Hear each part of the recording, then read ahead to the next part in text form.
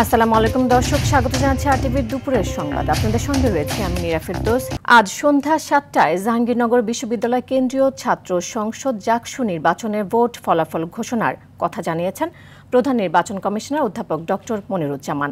বেলা 11:30টার দিকে এ তথ্য জানান তিনি। কিছুক্ষণ আগেই 21টি কেন্দ্রের সবকটির ভোট গণনা শেষ হয়েছে। সেখান থেকে পাওয়া তথ্যে ভিপি পদে স্বতন্ত্র প্রার্থী আব্দুর রশিদ জিতু ও জিএস পদে শিবিরের মাজহারুল ইসলাম বিপুল ভোটে জয় হয়েছেন। অন্যান্য পদগুলো শিবির ও স্বতন্ত্র সমর্থিত প্রার্থীদেরই জয়কার। নির্বাচনকে ঘিরে ক্যাম্পাস ও আশপাশের এলাকা জুড়ে নিরাপত্তার চাদরে ঢেকে রেখেছে আইন শৃঙ্খলা বাহিনীর বিপুল সংখ্যক সদস্যরা। এর আগে গত রাতে 21টি হল সংসদ নির্বাচনে ভোট গণনা শেষ হয়। 33 বছর পর অনুষ্ঠিত হওয়া নির্বাচনে ফলাফলের অপেক্ষায় প্রার্থী ও শিক্ষার্থীরা ক্যাম্পাসে অবস্থান করছে। ফল ঘোষণায় দেরি হওয়ায় ক্ষোভ জানিয়েছেন তারা।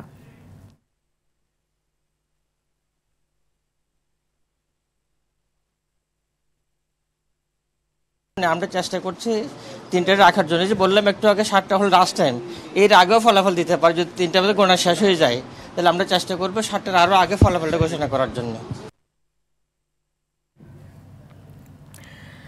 দর্শক, এই মুহূর্তে জাহাঙ্গীরনগর বিশ্ববিদ্যালয় থেকে যুক্ত হচ্ছেন সহকর্মী সাকিবুর রহমান ও জিয়াউর রহমান জিয়া।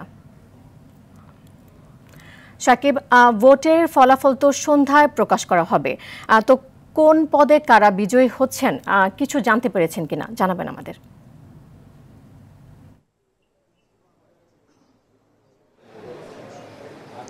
নীরা, আসলে গণনা প্রায় শেষ পর্যায়ে, এখনও পুরোপুরি শেষ হয়নি। তারা বলছেন যে 3টার মধ্যে তাদের গণনা শেষ হয়ে যাবে এবং 7টা তারা শেষ টাইম ধরে রেখেছে। আসলে 7টার মধ্যে তারা পূর্ণাঙ্গ ফল ঘোষণা করতে পারবে। যদিও আসলে সেই ঘোষণাকে কেউই মানতে চাচ্ছেন না, বা তারা বলছেন যে আসলে ক্ষণে ক্ষণে যখন সময় পরিবর্তন করা হচ্ছে, যার ফলে অনেকের মধ্যে কিন্তু আশঙ্কা রয়ে যাচ্ছে যে আসলে কোন সময়টাতে তারা ফলাফল ঘোষণা করবে। আপনি দেখতে পাচ্ছেন যে গণনার একদম শেষ পর্যায়ে কাজ চলছে। কিছুক্ষণ আগে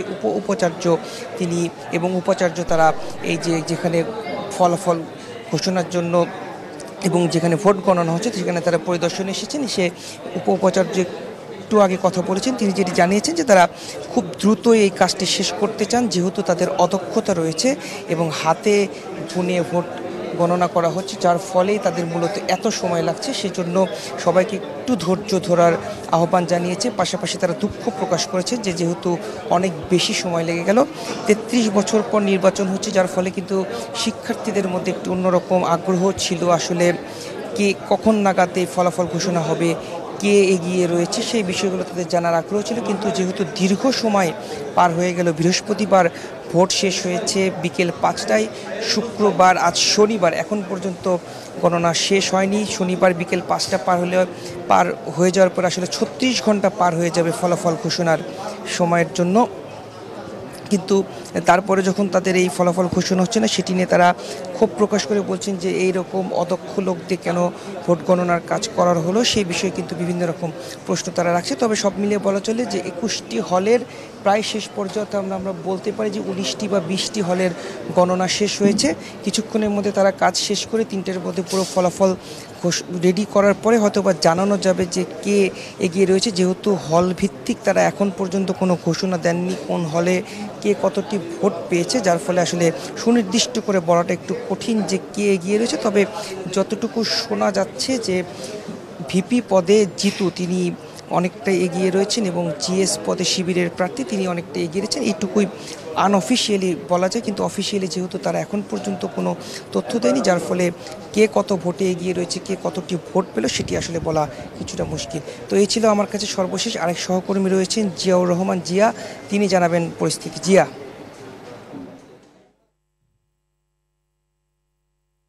ধন্যবাদ সাকিব। আমি এই মুহূর্তে আছি জাহাঙ্গীরনগর বিশ্ববিদ্যালয়ের যে সিনেট হল, সেই হল ভবনের নিচে অবস্থান করছি। আপনি যেটি বলছিলেন যে এখনো পর্যন্ত যে 21টি কেন্দ্রের জাকসুর যে ভোট গণনা সেটি শেষের পর্যায়ে চলছে, আমরা সেটি জানি। আর আমরা যেটি বলতে পারি যে এখানে স্থানীয় প্রশাসন, জাহাঙ্গীরনগর বিশ্ববিদ্যালয় প্রশাসন যে পুলিশ প্রশাসনকে দায়িত্ব দিয়েছে নিরাপত্তার ব্যাপারে, সে ব্যাপারটি আমরা ঢাকা জেলায় যিনি পুলিশ সুপার মনিরুজ্জামান ওনার সাথে কথা বলেছি, উনি যেটি বলেছেন যে জাহাঙ্গীরনগর বিশ্ববিদ্যালয়ের যে কোনো অনাকাঙ্ক্ষিত পরিস্থিতি নিরসনে ওনারা কাজ করছেন এবং তারা যেটি বলেছেন যে জাহাঙ্গীরনগর বিশ্ববিদ্যালয়ে যে ফটকগুলো রয়েছে, বিশেষ করে প্রান্তিক গেট, MS হল গেট এবং অন্যান্য যে ফটকগুলো রয়েছে সেগুলোর সামনে তারা অবস্থান নিয়েছেন। তারা যেটি বলেছেন যে প্রশাসনের নির্দেশে তারা যে কোনো ধরনের আইন শৃঙ্খলার কাজটি তারা করবেন, এবং আমরা যেটি দেখেছি যে সকাল থেকে তারা বিভিন্ন ফটকে অবস্থান করছেন। এছাড়া আমরা জাহাঙ্গীরনগর বিশ্ববিদ্যালয়ের বিভিন্ন হল ঘুরে দেখেছি যেখানে শান্তিপূর্ণ পরিবেশ বিরাজ করছে। আসলে 33 বছর পরের যে জাহাঙ্গীরনগর বিশ্ববিদ্যালয়ের জাকসু নির্বাচন, সেটি ছিল অত্যন্ত অপেক্ষার এবং সকলেই সেটির প্রতীক্ষায় ছিলেন। কিন্তু এই যে আজ ফলাফল ঘোষণার আজকে 3য় দিন চলছে, এখনো পর্যন্ত ফলাফল ঘোষণা না করতে পারায় যা সাধারণ শিক্ষার্থী এবং প্রার্থীরা আমাদের কাছে তাদের ক্ষোভ প্রকাশ করেছেন। তারা যেটি বলেছেন যে জাহাঙ্গীরনগর বিশ্ববিদ্যালয় আসলে যারা কর্তৃপক্ষ এবং বিশেষ করে নির্বাচন কমিশন তাদের এত তৎপর হওয়া উচিত ছিল ভোট গণনার ব্যাপারে। তারপরে তারা যেটি বলেছেন এবং আশা দেখছেন যে হয়তো বা বিকেল নাগাদ বা সন্ধ্যা নাগাদ ফল প্রকাশ হবে, এবং সেই প্রকাশের মধ্যে দিয়ে আগামী দিনে জাহাঙ্গীরনগর বিশ্ববিদ্যালয় যে জাকসুর GS এবং VP GS AGS নির্বাচিত হবে, তারা জাহাঙ্গীরনগর বিশ্ববিদ্যালয় সুশৃঙ্খলভাবে পরিচালিত হতে সক্ষম হবে। তো আমি যদি বলি যে জাহাঙ্গীরনগর বিশ্ববিদ্যালয়ে এই মুহূর্তে শান্তিপূর্ণ পরিবেশ বিরাজ করছে। ক্লান্ত শ্রান্ত সাংবাদিক, পুলিশ প্রশাসন এবং যারা দায়িত্ব পালন করছেন সকলেই অনেকটা ক্লান্ত। তারপরেই তারা সুন্দর একটি নির্বাচন উপহার দেওয়ার পরে সুন্দর একটি রেজাল্ট উপহার দেওয়ার প্রতীক্ষা রয়েছেন। তো জাহাঙ্গীরনগর বিশ্ববিদ্যালয়ের সিনেট ভবনের সামনে থেকে এই ছিল আমার কাছে সর্বশেষ খবর। আপনাদের দুজনকে অসংখ্য ধন্যবাদ আমাদের সাথে যুক্ত হওয়ার জন্য। এদিকে রাজশাহী বিশ্ববিদ্যালয় কেন্দ্রীয় সংসদ নির্বাচনে মনোনয়নপত্র প্রত্যাহারের শেষ দিন আজ। প্রার্থীরা সকাল 9টা থেকে বিকেল 5টার মধ্যে তাদের মনোনয়নপত্র প্রত্যাহার করতে পারবেন। এর আগে বৃহস্পতিবার বিকেল পর্যন্ত 9টি প্যানেল ঘোষণা করা হয়েছে। এর মধ্যে ছাত্রদল ও ছাত্র শিবির ছাড়া কোনো ছাত্র সংগঠন বা স্বতন্ত্র কেউ পূর্ণাঙ্গ প্যানেল ঘোষণা করতে পারেনি। এছাড়াও বৃহস্পতিবার বাতিল হওয়া 7 জন প্রার্থীর মধ্যে আপিলে 5 জন বৈধতা পেয়েছেন, আর 2 জনের প্রার্থিতা চূড়ান্তভাবে বাতিল হয়েছে। এদিকে আগামীকাল রোববার প্রার্থীদের চূড়ান্ত তালিকা প্রকাশ করা হবে। আগামী 25 সেপ্টেম্বর ভোট গ্রহণ অনুষ্ঠিত হবে।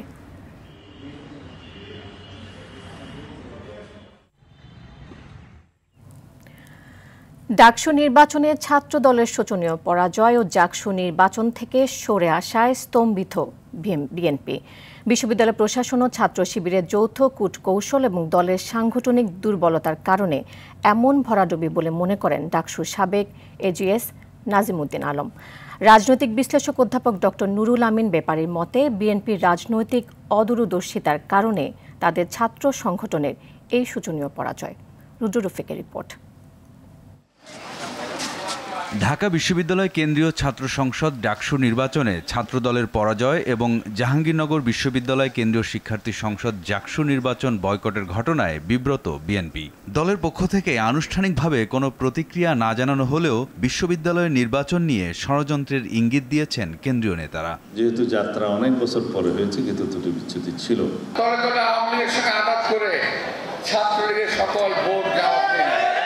মাঠের রাজনীতিতে চির প্রতিদ্বন্দ্বী ছাত্রলীগ মুক্ত পরিবেশে নিজ দলের এমন ভরাডুবিতে হতভম্ব ডাকসুর সাবেক এই নেতা। এত ব্যবধান জামাত শিবিরের সাথে, এটা আমাদেরকেও একটু আশ্চর্য। এটা আমরা একটু খতিয়ে দেখব ব্যাপারগুলো কি। বিশ্ববিদ্যালয় প্রশাসনের যোগসাজশে ডাকসুতে এমন বিপর্যয় বলেও মনে করেন তিনি। আমাদের জাতীয়তাবাদী ছাত্র দলের দীর্ঘদিন যাবৎ কার্যক্রম ছিল না, কিন্তু ছাত্র রাজনীতি ক্যাম্পাসে হবে না, সাংগঠনিক তৎপরতা চলবে না, in the name off party তাদের অ্যাক্টিভিটিস থাকবে না, এই ধরনের একটা ফ্লেভার তৈরি করা হয়েছে। কিন্তু তারা চুপে চাপে রাজনীতি কার্যক্রম চলে গেছে। এই কৌশলটা তারা খুব ভালোভাবে নিছে। তারপরে ডাকসু নির্বাচনটা দিয়েছে। ডাকসু নির্বাচনটা জাতীয় নির্বাচনের আগে হবে এটা আমাদেরও ধারণা ছিল না। রাজনৈতিক বিশ্লেষকদের মতে ছাত্র শিবিরের কৌশলের কাছে ধরাশয়ী হয়েছে ছাত্রদল। জামাত ইসলাম একটা কাজ একদম সুচিন্তিতভাবে করেছে। তারা আন্দোলনের পরে বিভিন্ন বিশ্ববিদ্যালয়গুলো ভাইস চ্যান্সেলর, তারপর প্রো ভাইস চ্যান্সেলর তাদের মতাদর্শকে নিয়ে গিয়েছে, এবং হেলথ সেক্টরটাও কিন্তু তারা চিন্তা করে, সেটা কিন্তু বিএনপি চিন্তা ভাবনা করা নাই। পাবলিক ওপিনিয়ন মুল্ড হয়েছে কি যে বিএনপি হাট বাজার দখল করেছে, বাস স্ট্যান্ড দখল করেছে, এই যে একটা ধারণা সৃষ্টি করছে। যারা বিএনপিকে রাজনৈতিকভাবে প্রতিপক্ষ মনে করে তারা এটা প্রচার করেছে। এইটাই কিন্তু কাজে লাগছে, কারণ এই জেনারেশন ওই লুটিরা পুঁজিপতিকে পছন্দ করে না। ডাকসু ও জাকসু নির্বাচন থেকে শিক্ষা গ্রহণ করে ছাত্রদল তাদের ভুলগুলো শুধরে নেবে বলে মনে করেন নাজিমুদ্দিন আলম। সাংগঠনিক দুর্বলতা থাকতে পারে, কোথায় কোথায় ভুল ছিল সেগুলো আমরা খতিয়ে দেখব। আমাদের সেখান থেকে আমাদের সংশোধন হতে হবে। রুদ্র রফিক, RTV, ঢাকা। গেল 11 বছরে 62,619টি দুর্ঘটনায় 86,690 জন নিহত হয়েছে। এ সময় আহত হয় 1,03,257 জন। এ তথ্য জানিয়েছে যাত্রী কল্যাণ সমিতি। রাজধানীর সেগুনবাগিচা যাত্রী অধিকার দিবস 2025 উপলক্ষে আলোচনা সভায় সংস্থাটির মহাসচিব মোজাম্মেল হক এই তথ্য তুলে ধরে বলেন, সড়ক দুর্ঘটনা ও যানজট কমানোর পরিকল্পনা নিয়ে রাজনৈতিক দলগুলোর নির্বাচনী ইশতেহারে থাকতে হবে।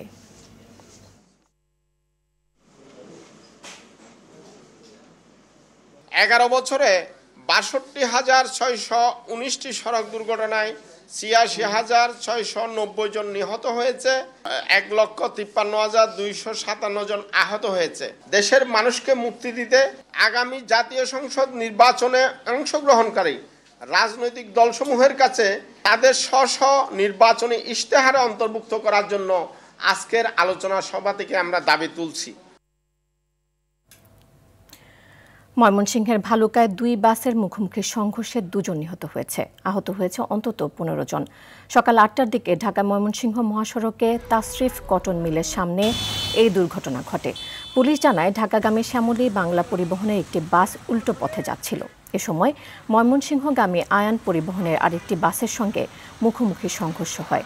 এতে ঘটনাস্থলে 2 জন মারা যায়। এ সময় অন্তত 15 যাত্রী আহত হয়। দুর্ঘটনার পর বাস দুটি জব্দ করেছে পুলিশ।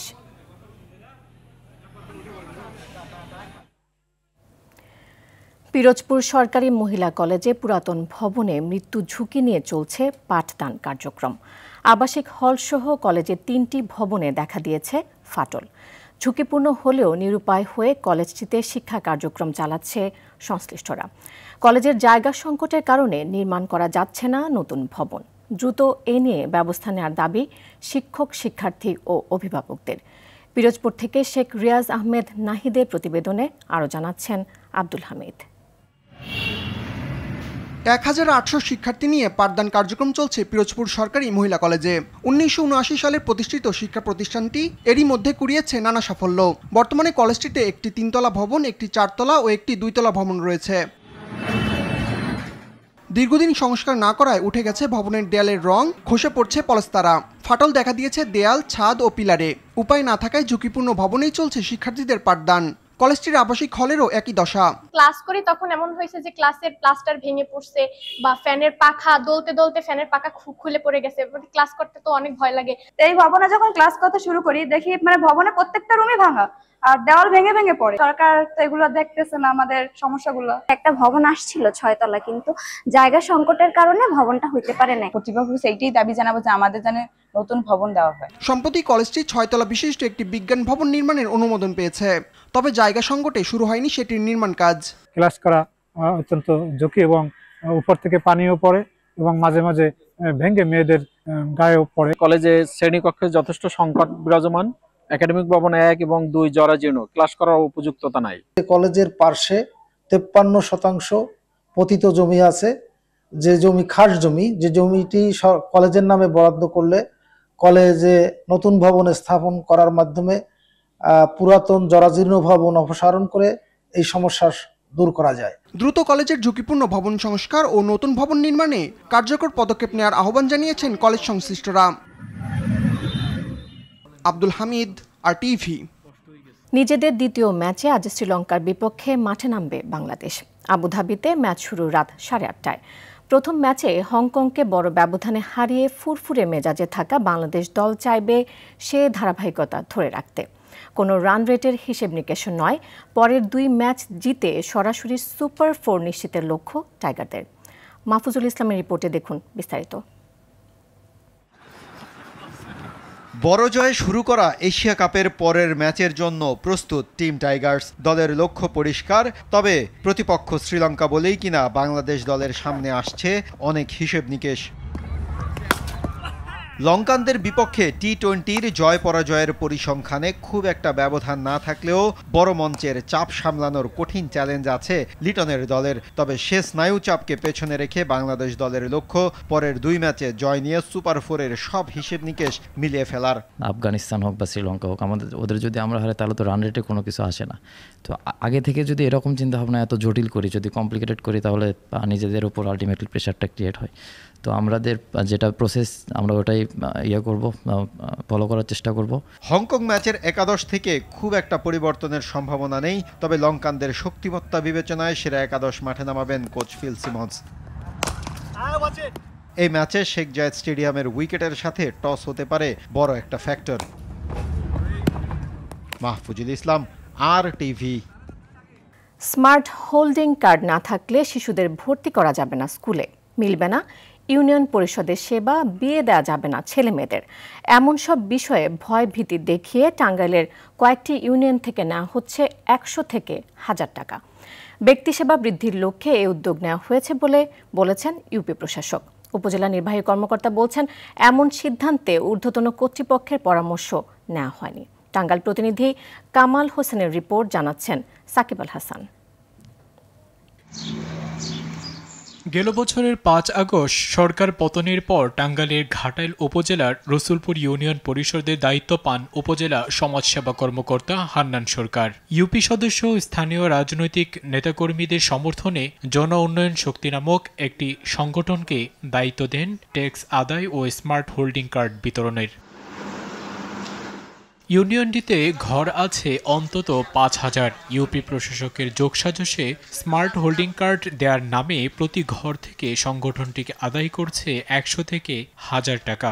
এরই মধ্যে প্রায় 2500 জনের কাছ থেকে হাতিয়ে নিয়েছে কয়েক লাখ টাকা। স্মার্ট কার্ড বানাই দিন, নইলে কোনো ছেলে মেয়ের বাইরে ঘুরে যাইতে পারবো না। 400, 500, 300 করে দিয়েছে, 1000 হয়েছে। এটা কি করলো? এটা আমরা চাই, এটা সঠিক বিচারটা সেটা আমরা জনগণ দেখতে চাই। কোম্পানি থেকে স্টেটমেন্ট দেওয়ার সময় যারা বাধা বিঘ্ন সৃষ্টি করছে তাহলে অবশ্যই এই কাজের সাথে জড়িত। ইউপি প্রশাসন জানান, সেবার মান বৃদ্ধির লক্ষ্যে এই উদ্যোগ নেওয়া হয়েছে। যেহেতু এটা স্থানীয় উদ্যোগ, আমি একজনকে সেবা দিব, সেবার বিনিময়ে তার কে অর্থ পরিশোধ করবে, এই দৃষ্টিভঙ্গিতে এটা বিতরণ করা হচ্ছে। ঊর্ধ্বতন কর্তৃপক্ষকে না জানিয়েই এই সিদ্ধান্ত নেওয়া হয়েছে বলে জানালেন উপজেলা নির্বাহী কর্মকর্তা। সেটা আমরা খতিয়ে দেখছি এবং উপযুক্ত তদন্ত করে যারা দায়ী আছে বা এটা যদি কোনো অর্থের তছরূপ হয়ে থাকে এবং জনগণকে যে প্রত্যাশিত যে সেবা দেওয়ার নামে যে টাকা গ্রহণ করা আছে সেই সেবাটা যদি প্রকৃতপক্ষে না দেওয়া হয়ে থাকে তাহলে সেক্ষেত্রে বিধিবিধান ব্যবস্থা করুন। স্মার্ট হোল্ডিং কার্ডের নামে হয়রানি বন্ধে ঊর্ধ্বতন কর্তৃপক্ষকে যথাযথ পদক্ষেপ নেওয়ার দাবি এলাকাবাসীর। সাকিব আল হাসান, RTV।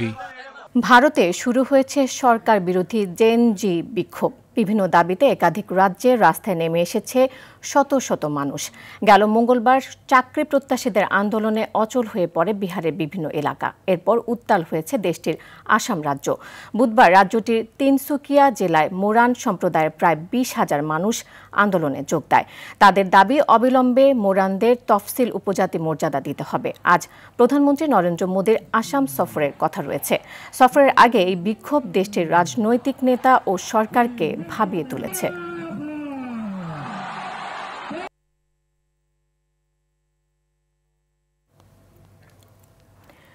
রাশিয়ার পূর্ব উপকূলে 7.4 মাত্রার একটি শক্তিশালী ভূমিকম্প আঘাত হেনেছে। শনিবার ভূমিকম্পে কেঁপে ওঠে দেশটির কামচাটকা অঞ্চলের পূর্ব উপকূল। এ তথ্য নিশ্চিত করেছে মার্কিন ভূতাত্ত্বিক জরিপ সংস্থা USGS। দেশটির পেট্রোপাভলভস্ক কামচাটকা থেকে প্রায় 112 কিলোমিটার পূর্বে এবং 39 কিলোমিটার গভীরে এই ভূমিকম্পের উৎপত্তি। এই ঘটনায় সুনামি সতর্কতা জারি করা হয়েছে। ভূমিকম্পের কেন্দ্রস্থল থেকে 300 কিলোমিটারের মধ্যে উপকূলে বিপজ্জনক ঢেউ আছড়ে পড়তে পারে বলে জানিয়েছে প্যাসিফিক সুনামি সতর্কতা কেন্দ্র। গেল জুলাইয়ে 8.8 মাত্রা একটি ভূমিকম্প আঘাত হানে অঞ্চলটিতে। আন্তর্জাতিক বিরতির পর আজ মাঠে ফিরছে ক্লাব ফুটবল। ইংলিশ প্রিমিয়ার লিগে এদিন আলাদা ম্যাচে লড়বে আর্সেনাল, চেলসি ও টটেনহাম। ঘরের মাঠ এমিরেটস স্টেডিয়ামে নটিংহাম ফরেস্টকে আতিথেয়তা দেবে আর্সেনাল।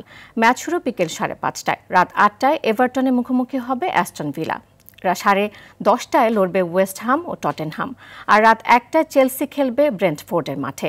এদিকে স্প্যানিশ লা লিগা আজ মাঠে নামবে রিয়াল মাদ্রিদ। রাত 8:15টায় দলটির প্রতিপক্ষ সোসিয়াদাদ, আর রাত 1টায় অ্যাটলেটিকো মাদ্রিদ খেলবে ভিয়ারিয়ালের বিপক্ষে। মাঠে গড়াচ্ছে বুন্দেসলিগাও, যেখানে রাত 10:30টায় বায়ার্ন মিউনিখের প্রতিপক্ষ হামবুর্গ। দর্শক, দুপুরের সংবাদ এ পর্যন্ত। জেলা সংবাদ বিকেল 4:45 দেখার আমন্ত্রণ রইল। এতক্ষণ সাথে থাকার জন্য ধন্যবাদ সবাইকে।